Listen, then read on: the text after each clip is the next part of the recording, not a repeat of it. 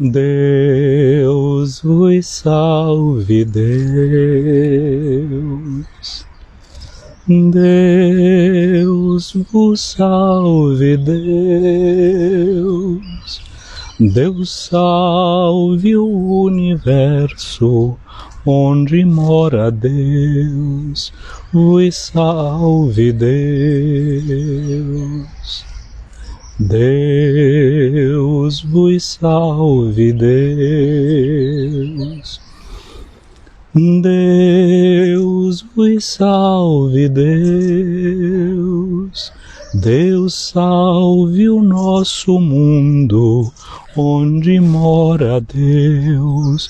Vos salve, Deus. Deus vos salve, Deus. Deus vos salve, Deus.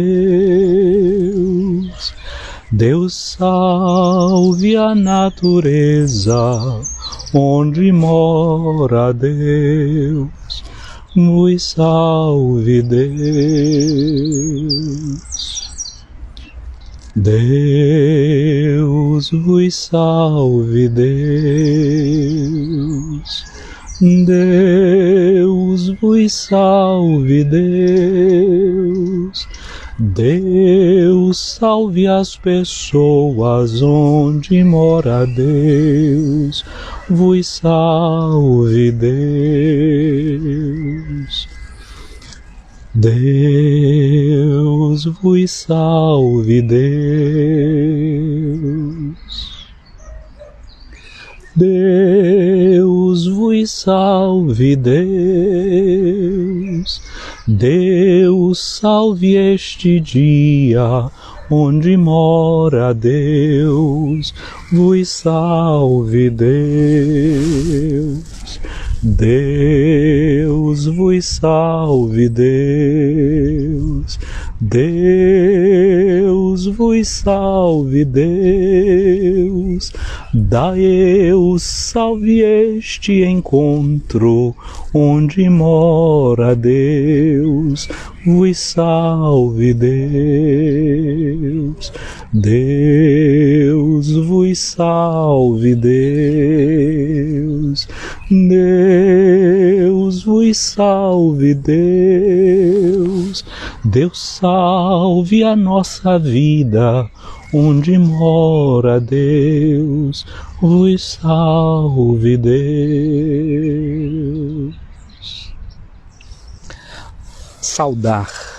Saudar tem a raiz de saúde, em uma saudação, é a palavra que dá origem à nossa palavra saudar, é a mesma que dá origem à salvação, é a mesma que dá origem à palavra saúde.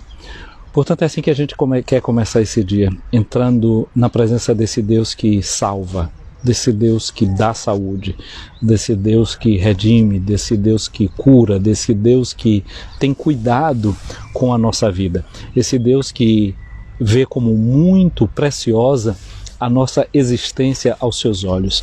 Nós, como seres humanos, como filhas e filhos de Deus, temos um valor inestimável para Ele. A nossa vida tem um valor. O valor da nossa vida é o valor da vida do Filho de Deus mesmo. Jesus, com a sua morte de cruz, Ele nos resgata, Ele nos salva. Por isso a vida precisa ser muito bem cuidada. Por isso a vida deve ser muito bem administrada. Por isso o nosso zelo pela vida. Porque ele é um presente de Deus, um presente inestimável. Então toda a nossa responsabilidade diante desse dom, diante desse presente que Deus nos dá, que é poder estar vivo, que é poder estar aqui agora, que é a gente poder se encontrar, falar uns com os outros e, sobretudo, escutar Deus que nos fala. Estamos vivendo esse tempo da Quaresma, que é um período de uma particular escuta da palavra de Deus que se dirige a cada uma e a cada um de nós. Nós sabemos que nós estamos vivendo a terceira semana do tempo da Quaresma Nós já sabemos que nessa terceira semana do tempo da Quaresma, a igreja realiza um rito bonito, que é o chamado rito do exorcismo, ou seja, de uma oração de purificação que a igreja faz sobre aqueles que estão se preparando para o batismo, e nós queremos tomar posse também desse dado que nós já recebemos no nosso coração, porque um dia isso aconteceu conosco, e nós que estamos nos preparando para celebrar a Páscoa de nosso Senhor Jesus Cristo, renovando as promessas do nosso batismo, nós tomamos consciência disso. Você já viu, já participou de uma celebração do batismo, certamente. Você vê que o padre, entre os ritos que ele realiza do batismo, tem um que depois que ele batiza a criança, ele toca nos seus lábios e toca no ouvido da criança batizada, sobre os lábios da criança batizada, diz: Nosso Senhor Jesus Cristo, que fez o surdo ouvir e o mudo falar, te conceda que tu possas escutar a sua palavra e proclamar o seu louvor para a glória de Deus Pai. Portanto, nós entramos nessa semana com essa certeza de que Deus toca o nosso coração, Deus toca o nosso ouvido, Deus toca os nossos lábios para que nós possamos professar a nossa fé. O evangelho que a igreja nos oferece no dia de hoje é o evangelho de Lucas, no capítulo 11, versículos de 14 a 23. Se trata de um evangelho que fala da expulsão, não é, de um demônio, um exorcismo que Jesus realiza. Aí, de novo, a gente lembra, olha como o eco a liturgia faz do sentido da semana. Por que é que esse evangelho está colocado hoje aqui dentro? Justamente porque nessa semana a gente faz esses chamados escrutínios e oração de exorcismo, não é, sobre aqueles que estão se preparando para o batismo. E nós então tomamos consciência de que nós fomos retirados do poder das trevas, que Jesus já tocou o nosso ouvido, já tocou o nosso coração, para que a gente possa escutar a sua palavra. A primeira leitura que a liturgia nos faz ouvir no dia de hoje é de Jeremias, no capítulo 7, versículos de 23 a 28. Deus diz para o seu povo, não é? Assim o Senhor lhes ordenou: escutai a minha voz. Durante esse período da Quaresma, nós estamos rezando no Salmo 94, que é um salmo invitatório, que está na liturgia de hoje como um salmo responsorial, Salmo 94, 95. A igreja todo santo dia reza esse salmo. Começa a sua oração, a sua vida litúrgica, recitando o Salmo 94, 95. E o refrão, a antífona que está colocada nesse período do tempo da Quaresma é assim: hoje, se tu escutares a voz do Senhor, se escutardes a voz do Senhor, não endurecei o vosso coração. Jesus havia denunciado os seus discípulos, havia chamado a atenção dos seus discípulos, porque eles tinham o que Jesus dizia, um coração de pedra. Em língua grega, Jesus falava de uma esclerocardia, ter o coração endurecido. Olha como a gente ouve a profecia de Ezequiel, que nos diz assim, né? Deus diz: eu tirarei do vosso peito o coração de pedra, e no lugar eu colocarei o coração de carne. O que acontece no nosso batismo? O que acontece no nosso batismo é uma operação de transplante de coração. Deus tira o nosso coração de pedra, o nosso coração de pecadores, e no lugar coloca o coração do seu Filho. É o coração de Cristo que é colocado no seu e no meu coração no ato do nosso batismo. Aquilo que acontece numa cirurgia de coração é o que acontece na liturgia do batismo. Só que em vez de a gente viver com o coração de um defunto, que é assim que acontece, não é? Num transplante de coração, a gente vive com o coração, quem recebe um coração, um fígado, sei lá o que, de transplante, nesse caso do coração, o outro tem que morrer realmente, né? Quando é um rim, não. Alguém pode doar o rim e a medula, então são coisas que você doa e continua vivo. Transplante de coração, não. Para doar, você tem que morrer. E Jesus também não morreu para nos doar o seu coração. Acontece que Jesus não é um defunto. Jesus é o vivente. E é por isso que São Paulo diz aos seus cristãos, né, diz aos cristãos de Filipos, diz: tenham em vocês os mesmos sentimentos de Cristo Jesus. Como é que nós vamos ter os sentimentos de Cristo se não temos o coração de Cristo? E aí Jesus diz: aprendam de mim que sou manso e humilde de coração.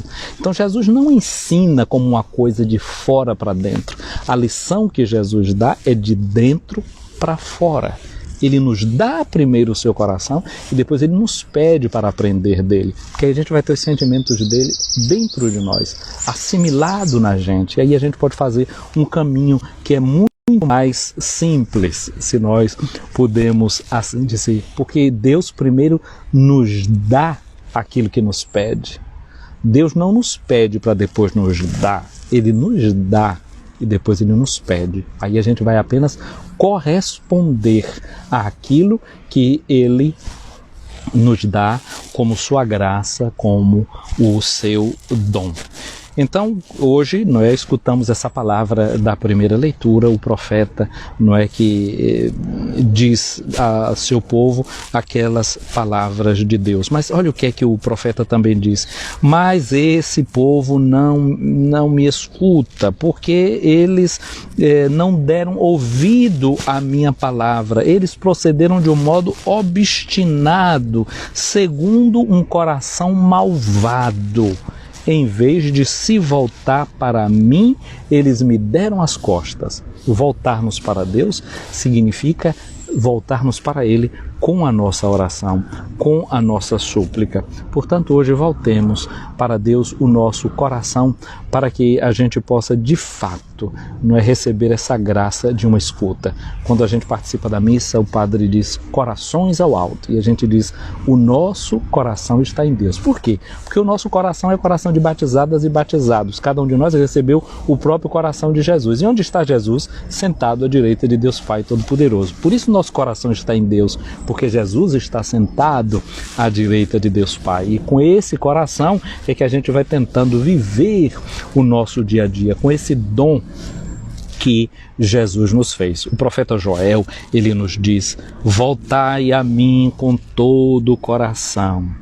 É a palavra de Deus através do profeta. Então hoje nós queremos pedir a Deus essa graça de nos voltar para Deus com todo o nosso coração. A leitura do Evangelho de hoje, o capítulo 11 de Lucas, os versículos de 14 a 23, o contexto no qual esse Evangelho está inserido é o seguinte: no início do capítulo 11, os discípulos chegam para Jesus e fazem um pedido: Senhor, ensina-nos a orar, assim como João ensinou aos seus discípulos. E Jesus dá para eles, de presente para nós, através deles, a oração do Pai Nosso. E depois que Jesus ensinou a oração do Pai Nosso, Jesus conta uma parábola, fala de um homem cujo vizinho recebeu uma visita que vinha do estrangeiro de noite, e aquele vizinho bate na casa do outro e diz: olha, me dá um pão aí porque chegou um vizinho, um amigo, e eu não tenho nada para dar de comer. E aquele amigo diz lá de dentro da sua casa: mas sim, ouve, eu já estou dormindo, os meus filhos estão dormindo, como é que eu vou te dar pão uma hora dessa? Aí o amigo insiste, e aquele dono da casa se levanta, pega o pão e dá, e Jesus diz: olha, tá vendo, se ele não deu porque eu era bonzinho, ele deu por causa da insistência do outro. Se vocês, não é de acordo com a insistência que alguém usa, vocês são capazes de dar coisas boas, quanto mais o Pai Celeste, ele vai dar para vocês o Espírito Santo. E aí, é de acordo com essa palavra de Jesus que a gente deve escutar a cena de hoje, né? O Pai quer nos dar o Espírito Santo. E aí Jesus estava, nesse momento, fazendo a cura desse mudo, desse homem que estava endemoniado e não falava. Normalmente, o que o diabo gosta é de falar, né? O espírito cativo, ele gosta muito de tentar falando. Mas aí nesse caso, era alguém que estava mudo. Mas não acontece também isso na vida da gente, que a gente às vezes corta toda a possibilidade de diálogo quando a gente está ferido com alguém, quando alguém nos faz alguma coisa que a gente acha que não é boa, aí às vezes a gente se cala, fica todo fechadinho lá no canto da gente. Na minha cidade tem uma plantinha que se chama Fecha a Porta Maria, e lá vem o boi. É uma plantinha, uma mimosa, que a gente toca o dedinho e ela se fecha toda. Às vezes a gente é assim, né? Acontece alguma coisa, a gente se fecha lá todo dentro da gente, não fala, não dialoga, fica remoendo as nossas dores. Esse é um espírito que não nos ajuda. Jesus quer nos libertar de toda essa forma de espírito, de tendência da nossa natureza que nos conduz ao fechamento. Quando Jesus curou esse rapaz, essa pessoa aí que estava com esse espírito maligno que não o deixava falar, a multidão ficou muito contente. Mas as autoridades ali, o pessoal dos fariseus, eles começaram a dizer que Jesus estava expulsando o demônio por causa de Belzebu, que era o príncipe dos demônios. E aí Jesus, que conhecia o coração deles, não é? E eles, porque tinham provocado Jesus pedindo um sinal do céu, não é? Para colocar Jesus à prova, Jesus pergunta para eles: vem cá, um reino pode ficar dividido? Se um reino se dividir em si mesmo, esse reino vai para a sua destruição. Se, portanto, vocês dizem que é por meio do espírito maligno que eu estou fazendo essas coisas, significa que o reino do maligno está dividido e ele se destruiria por si mesmo. Agora eu pergunto uma coisa para vocês: os filhos de vocês, por que é que eles fazem esses exorcismos? Eu vou querer que eles é que julguem vocês. Agora eu digo uma coisa para você: se é pelo dedo de Deus que eu expulso os espíritos, os demônios, então o reino de Deus chegou no meio de vocês. O dedo de Deus. Eu já falei disso para vocês aqui em uma meditação anterior, que um monge, depois ele se tornou bispo da cidade de Mainz, na Alemanha, a Mongúcia, né, chamado Rabanus Maurus, ele compôs um hino ao Espírito Santo, que todos nós cantamos na igreja, chama-se Veni Creator Spiritus. E numa passagem do Veni Creator, nós chamamos do Espírito Santo de Digitus Paterne Dextere, dedo da mão direita de Deus. O Espírito Santo como esse dedo de Deus. Aqui então a gente vê que se Jesus diz que ele está agindo pelo dedo de Deus, significa que ele está agindo pelo dom do Espírito Santo. Então isso é o sinal de que o reino de Deus está manifestado. Esse Espírito Santo que Jesus já tinha dito na sinagoga de Nazaré: repousa sobre mim o Espírito do Senhor. Esse dedo de Deus é o dedo com o qual Deus indica o seu caminho e que nos tira de todas as dificuldades. É o Espírito Santo que realmente é o Espírito que pode nos trazer a cura. E qual é a verdadeira cura que o Espírito Santo quer trazer para mim e para você? O grande presente da presença do Espírito Santo em nós é a liberdade. São Paulo, na carta aos Coríntios, a segunda, no capítulo 3:17, diz que onde está o Espírito de Deus, aí está a liberdade. E uma das coisas que era notável nos primeiros cristãos, que todos ficavam abismados, é como eles chamavam esse dom de parresia. A parresia é a capacidade de falar com liberdade, a capacidade de falar das coisas que não estão corretas, um espírito de profecia. Onde está agindo o dedo de Deus, que é o Espírito Santo? Então esse dedo de Deus, que é o Espírito Santo, dá coragem. E os profetas, o que eles fazem? Eles indicam o caminho de Deus. E aí, às vezes, o dedo do profeta não é aquele dedo que fica apontando para a gente, indigitando somente o que é mal, não. É o que aponta o caminho do céu. É o caminho para o qual a gente pode se dirigir para que a nossa estrada possa ser refeita.